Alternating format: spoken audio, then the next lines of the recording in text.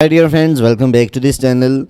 Today in this video I will show you how you can change language in the Excel. So without wasting time, let's start video. If you find this video is helpful for you, then please give a like this video and subscribe our channel.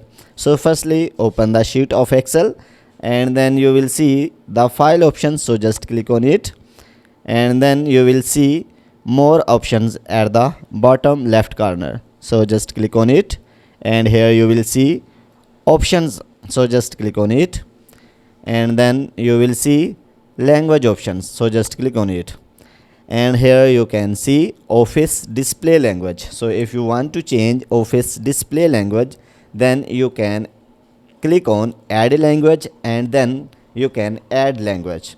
So then click on add language and you can select any language so which you want to add.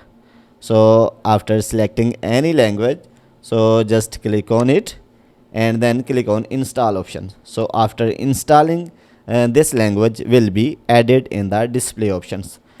If you want to add office authoring language and proofing, so just click on add language and here you can add language similarly.